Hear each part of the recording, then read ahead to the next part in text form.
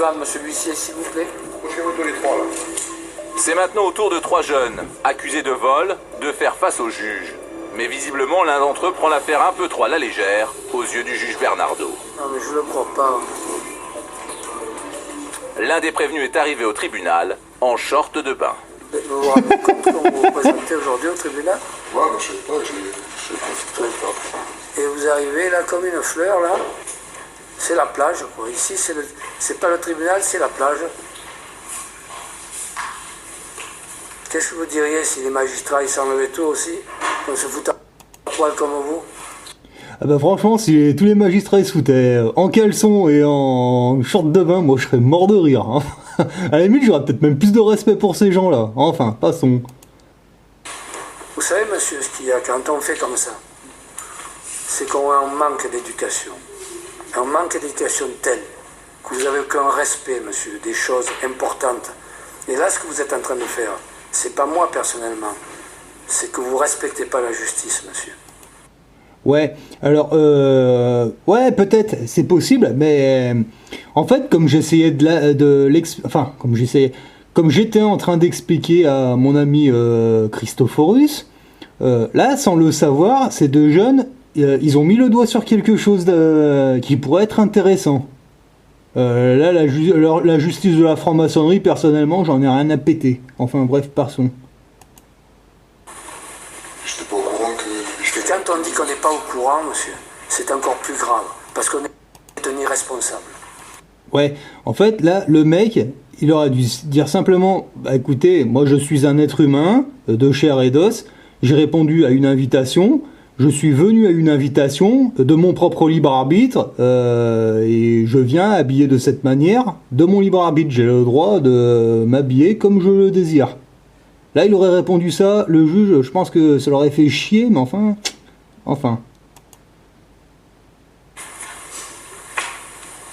Alors dans cette affaire, vous allez revenir tous les trois à une date que je vais vous donner, parce qu'aujourd'hui, je ne vous juge pas dans ces conditions-là. À une date que je vais vous donner, parce qu'aujourd'hui, je ne vous juge pas dans ces conditions-là. Parce qu'aujourd'hui, je ne vous juge pas dans ces conditions-là. Parce qu'aujourd'hui, je ne vous juge pas dans ces conditions-là. Et ne dites rien, monsieur, ne dites rien. Parce que si vous en rajoutez une couche, moi, je vous fais tout de suite prendre en charge par le parquet pour outrage à magistrat. Alors ne dites rien. Pour outrage à magistrat, mais de quoi il parle? Le mec, il a rien dit, il s'est juste pointé à une invitation, il n'a absolument rien dit. À quel moment il fait outrage à un magistrat? Alors là, honnêtement, moi, j'ai pas compris. Avant que ça tourne vinaigre. J'accepterai jamais de juger des gens qui se présentent là comme si on était à la plage à Saint-Tropez. J'accepterai jamais de juger des gens qui se présentent là comme si on était à la plage à Saint-Tropez. J'accepterai jamais de juger des gens qui se présentent là comme si on était à la plage à Saint-Tropez. Jamais. J'accepterai jamais de juger des gens qui se présentent là comme si on était à la plage à Saint-Tropez. Jamais j'accepterai ça. Oui, donc, comme je le disais, donc, comme j'étais en train d'expliquer à mon ami Christophorus, là, en fait, sur cette vidéo, là, enfin, personnellement, moi, ce que j'essaie de faire, c'est de visionner certaines de ces vidéos qui sont tournées dans des tribunaux, apparemment, parce que moi, j'ai jamais vraiment foutu les pieds dans ce genre d'endroit. Donc, pour connaître un peu les failles de l'ennemi, en fait, moi, je veux pas me faire chier à rentrer dans ce genre d'endroit, parce que déjà, c'est pas mon domaine, hein, c'est pas du tout mon monde. Mais bon, ça m'empêche pas de visionner les vidéos pour essayer de comprendre leur jargon, leur manière de faire, leur manière de communiquer. Quand je suis tombé sur cette vidéo, bon, tout de suite j'ai rigolé, hein. C'est vrai que, ouais, se pointer dans un tribunal en caleçon ou en t-shirt, avec les tongs limite, ouais, tout de suite je me suis dit, putain, il manque pas d'air le mec. Bah en fait, inconsciemment, en réfléchissant bien, il a trouvé une faille le mec. Parce que... en fait, je sais plus dans quel bouquin j'avais lu ça, je crois qu'il me semble que c'était un bouquin sur la franc-maçonnerie en fait. Il me semble bien avoir lu que quand ils se réunissent dans leur loge, ils sont en cravate et en costard en fait. Et en général, la plupart des gens, quand on est convoqué à un tribunal, enfin quand on est convoqué, quand on est invité dans un tribunal, alors tout de suite les gens, oui, il faut qu'on ait l'air présentable. Donc souvent, qu'est-ce qu'on fait? Ben, on met un costard et une cravate. Mais le truc, c'est que... après, je sais pas, j'ai pas lu les lois là-dessus. Enfin, je sais même pas s'il y a des textes qui le précisent. Je sais pas, il y en a peut-être, hein, j'ai pas fait de recherche là-dessus. Est-ce qu'il y a des textes qui disent clairement que quand on est invité dans un tribunal, est-ce qu'il y a un texte ou quelque chose qui dit qu'on est obligatoirement obligé de se pointer avec un costard, une cravate sincèrement, je sais pas. Et moi, quand j'ai vu cette vidéo, il y a un truc qui m'a tilté, c'est que le juge, enfin, le monsieur avec un M majuscule qui se dit juge, hein, alors qu'en fait, pour moi, il est rien du tout, le mec. Juste un pirate. Il a l'air emmerdé le mec parce que moi j'ai l'impression que en fait quand on regarde, essayez de visionner cette vidéo, moi quand je regarde les yeux du mec, j'ai l'impression c'est pas une gêne qu'il a, c'est plutôt on dirait qu'il est emmerdé le mec, il y a quelque chose qui le dérange, mais c'est pas au niveau que les mecs sont pas éduqués ou qu'ils sont pas polis. Bon, il y a peut-être de ça aussi dans la réalité, je sais pas. Mais il y a autre chose dans les yeux du juge, on le voit clairement. Hein. Comme s'il était terrifié. Ah bah non, ouais non, il le dit lui-même. Jamais je ne jugerai quelqu'un dans cette tenue. En gros, il dit ça. Hein. Bah en fait, finalement, quand vous vous pointez dans un tribunal pour une raison X ou Y, bah vous vous pointez en costard, pas en costard, vous vous pointez en calbut, en tongs, t-shirt, bah quelque part le juge il est en train de nous expliquer que vous ne serez pas jugé dans cette tenue. Il est en train d'expliquer ça, hein. Enfin, moi c'est ce que je comprends.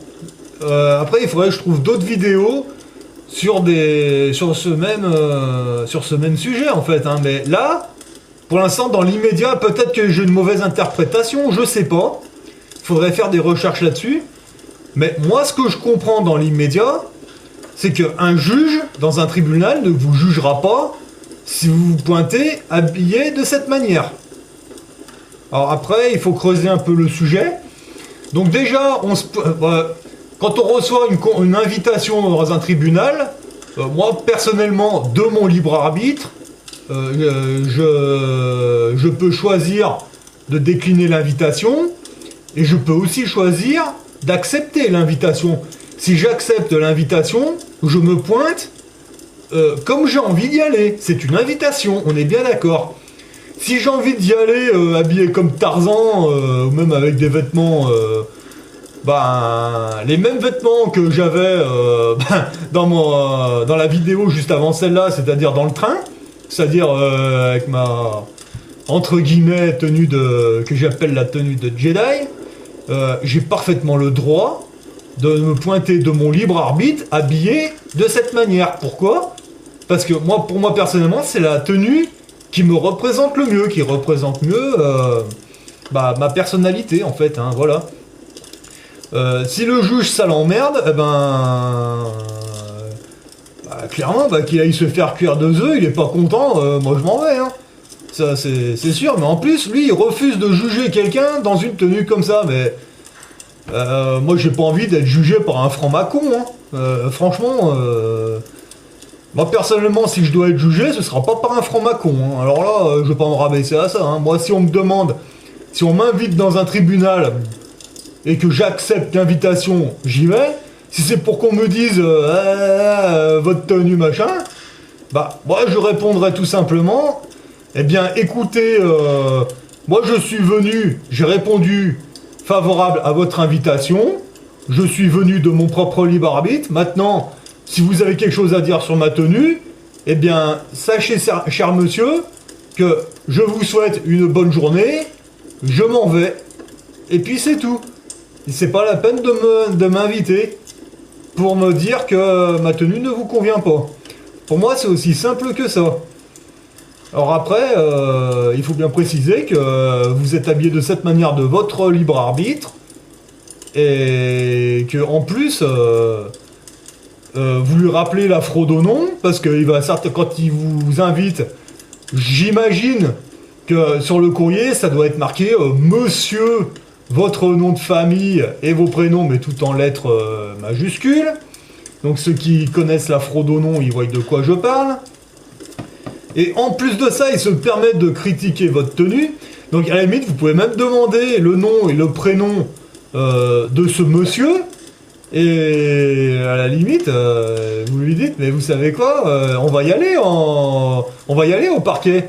Parce qu'à la limite, vous m'invitez et en plus vous critiquez ma tenue, bah, on va aller au parquet, on va aller lui expliquer. Hein. Enfin, moi actuellement, je vois pas ce que j'irais foutre dans un tribunal. Enfin, il faut quand même se dire qu'on sait pas de quoi l'avenir est fait. Hein. Un jour, je pourrais très bien me retrouver... je sais pas, une invitation dans un tribunal, ça peut arriver pour des milliers de raisons. Mais honnêtement, là... Pour en revenir à la vidéo qui a été visionnée, moi j'ai vu cette faille-là. Hein.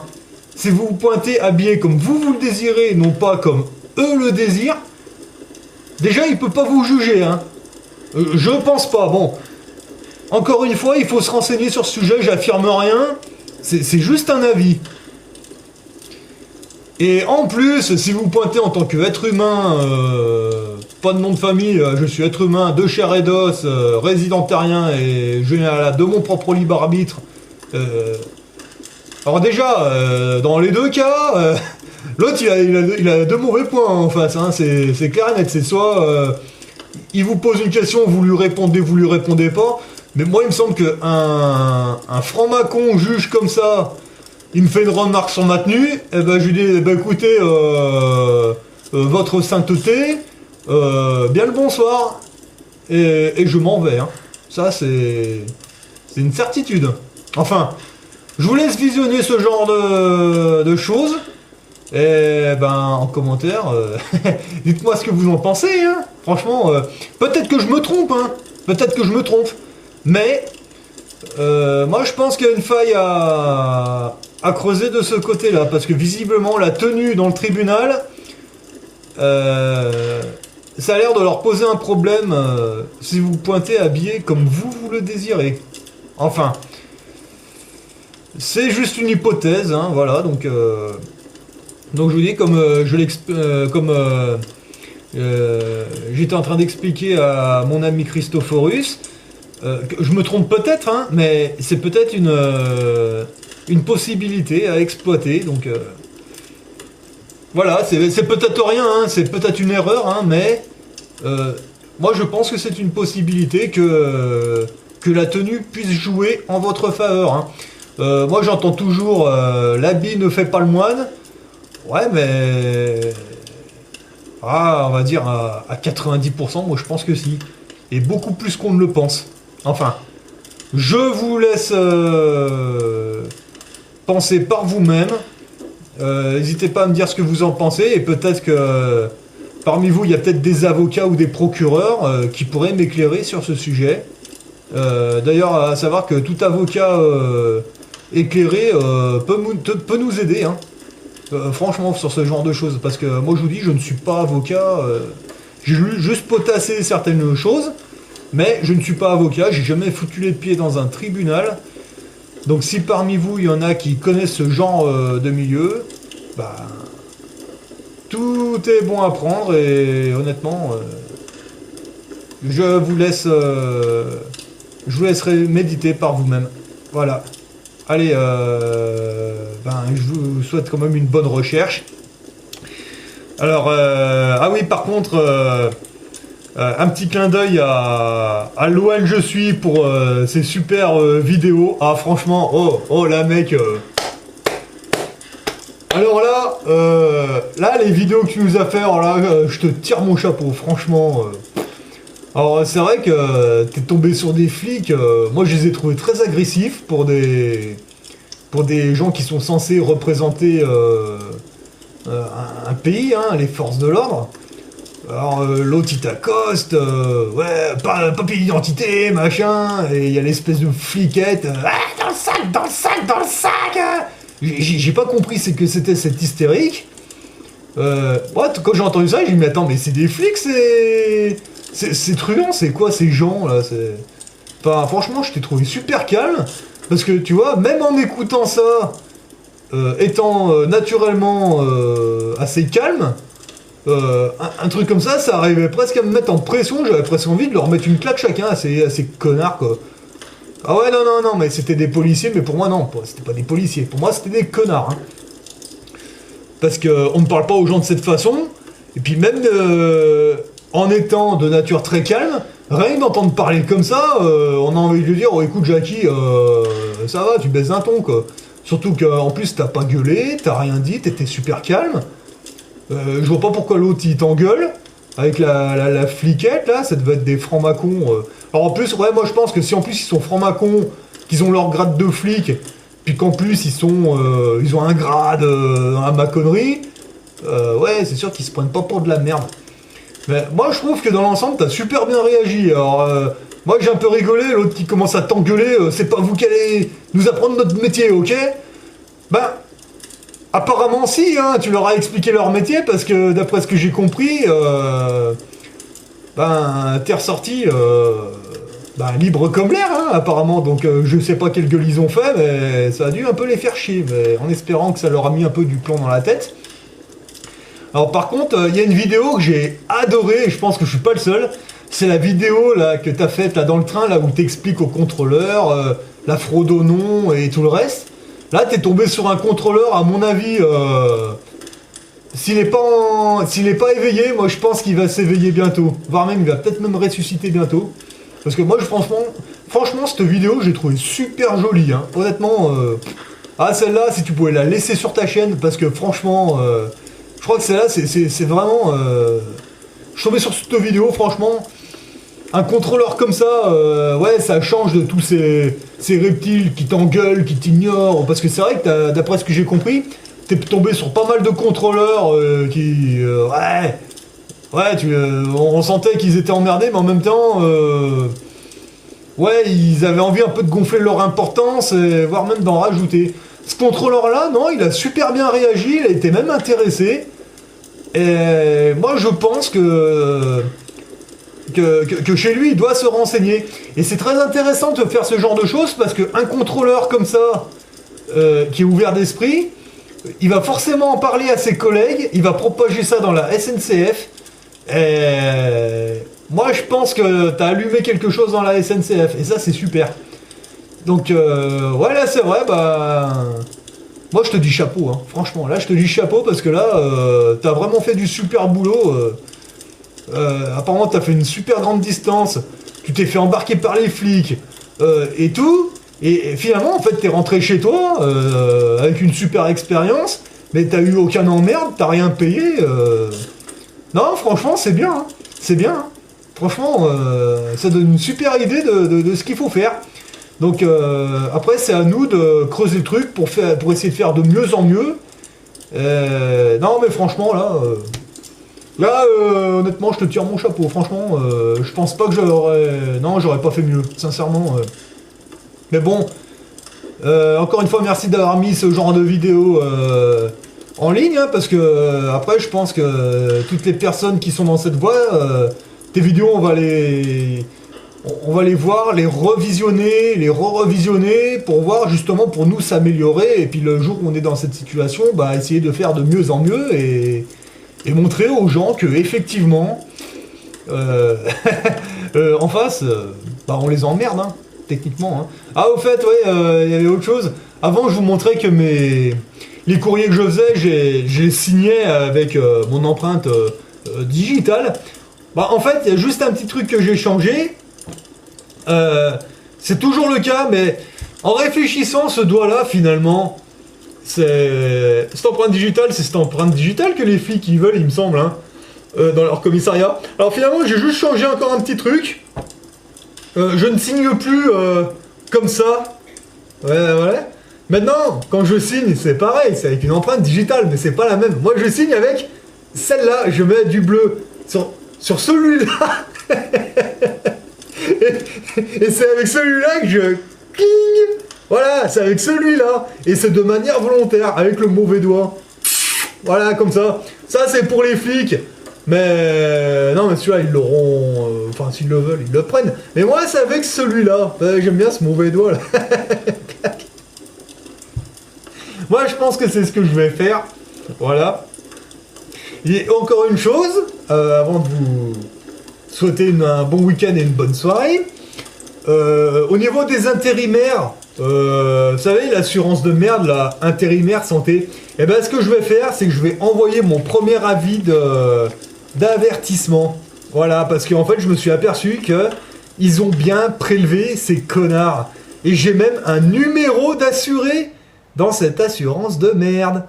Alors du coup, mon premier avis d'avertissement, donc entre guillemets, avis de courtoisie, hein, eh ben, il va partir, vu que j'ai le nom de la madame qui est censée, qui apparemment s'occupe de mon dossier, eh bien, elle va se prendre un premier avis de... Comment j'appelle ça, moi? Oui, enfin, un avis de courtoisie, elle va se le prendre dans la gueule. Voilà, donc il va partir demain. Donc la signature en bas, bah, j'ai marqué évidemment loi UCC 1308 et j'ai signé avec celui-là. Et voilà, et il part demain. Et en fait, c'est... Voilà. Donc mon premier avis d'avertissement personnel, eh ben il part avec tout le reste. Hein. Donc elle a sa porte de sortie. Et là, je lui ai clairement expliqué que si elle continue de prélever, eh bien, ce sera 5 pièces de 50 pesos mexicaines en or. J'ai bien précisé. Et c'est à elle personnellement, c'est elle personnellement qui sera facturée, hein, si elle continue, parce que c'est elle que je tiens pour responsable. Mais par contre, évidemment, comme sur l'avis de courtoisie, j'ai évidemment mis une feuille avec une porte de sortie, qu'elle peut signer si elle renonce à... Voilà. Mais bon, j'ai fait ça à ma sauce. Évidemment, signé Jérôme Antoine, être humain, de chair et d'os, tout en respectant le code justinien. Donc moi je voulais pas faire ça, mais bon, je pense que on est peut-être dans les premiers. Je dis pas qu'on est les premiers, je dis qu'on est dans les premiers à faire ce genre de choses. Donc je pense que en face, pour se faire entendre, il faut envoyer... moi, j'en envoie un, c'est le premier. Et on verra, parce que, honnêtement, cette assurance de merde, je la sens pas. Mais je la sens pas du tout. Donc, quelque part, elle a empiété sur mon libre arbitre. Elle se sert sur mon compte. Elle sert même pas sur mon compte, elle se sert à la source sans mon autorisation personnelle. Donc, cette personne qui est chargée de mon dossier, eh ben, c'est elle que je vais attaquer. Donc voilà, donc il part demain en recommandé à l'adresse, au nom et prénom de cette personne. Et on verra ce que ça donne. Et ensuite, au niveau du banquier. Alors, le banquier, lui, la banque n'a pas réagi.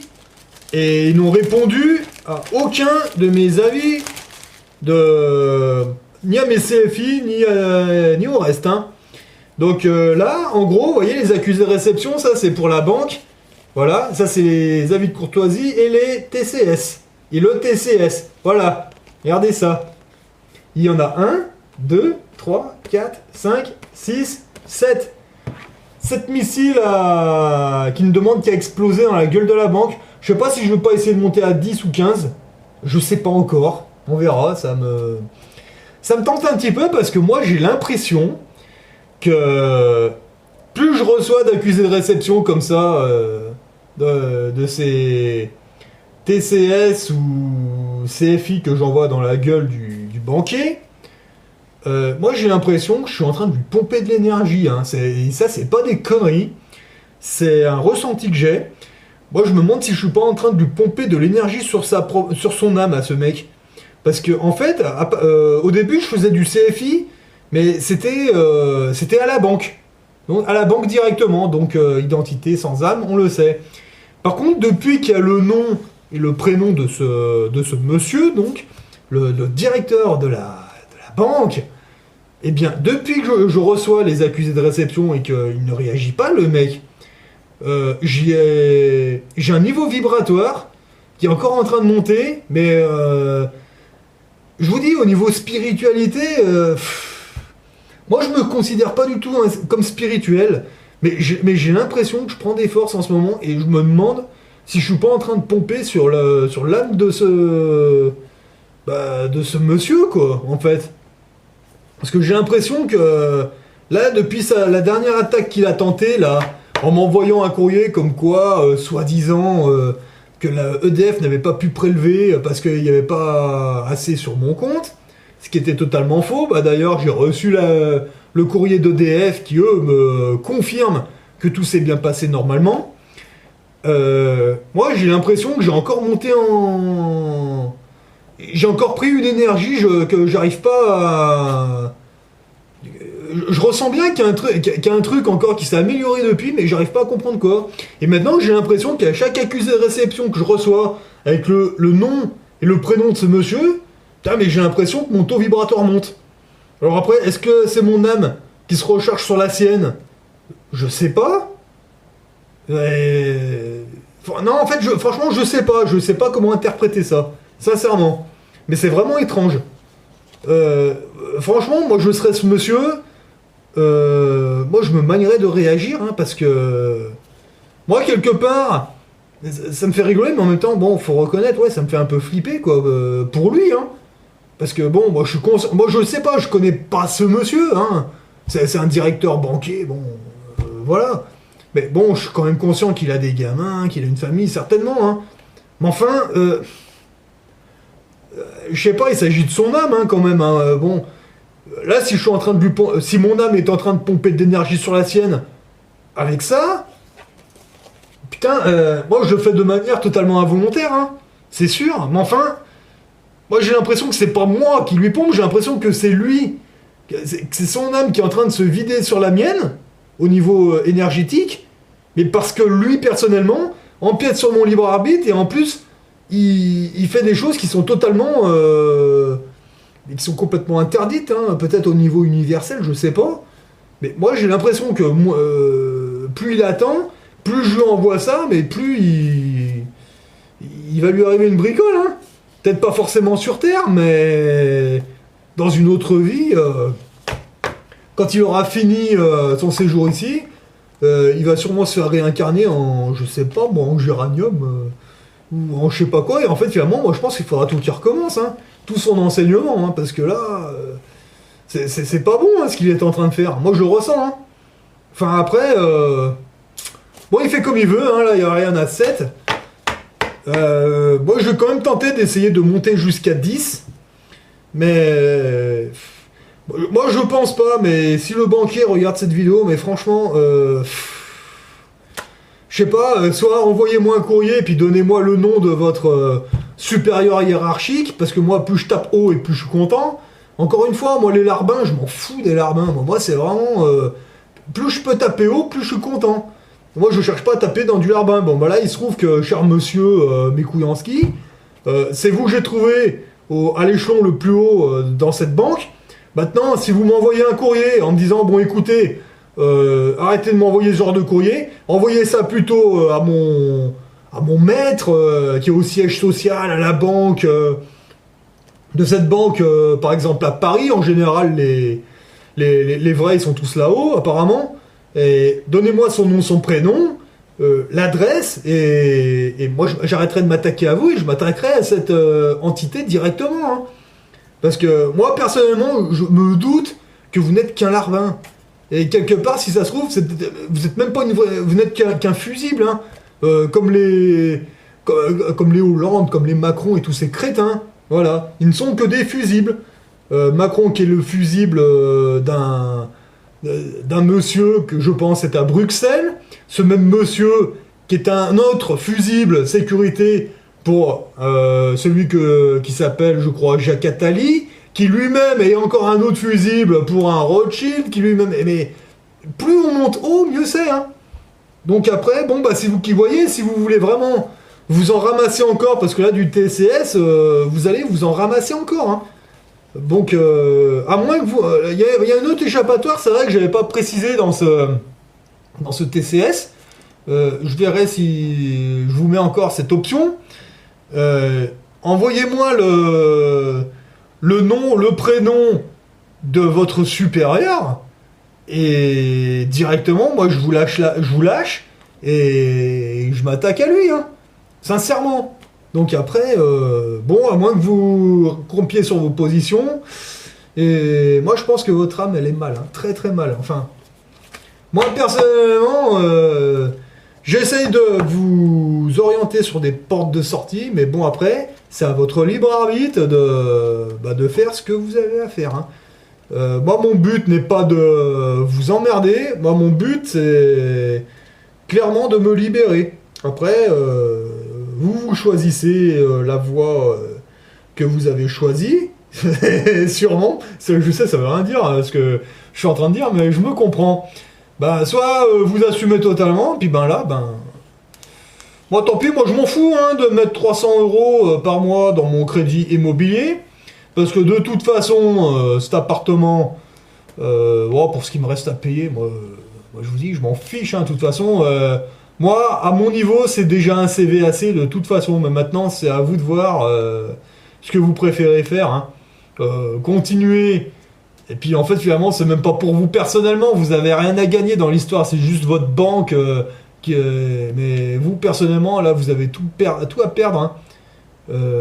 Bon, après, moi, je suis pas banquier, je vous laisse faire, mais bon... Si vous regardez ça, honnêtement, le banquier, faites attention à votre âme parce que je pense qu'elle est en train de dérouiller là. Mais bon, la mienne, elle va bien, mon ami, il n'y a pas de souci, hein. Il n'y a aucun souci, moi je dors très bien la nuit, il n'y a pas de problème. Mais je pense pas que ce soit le cas de tout le monde. Voilà.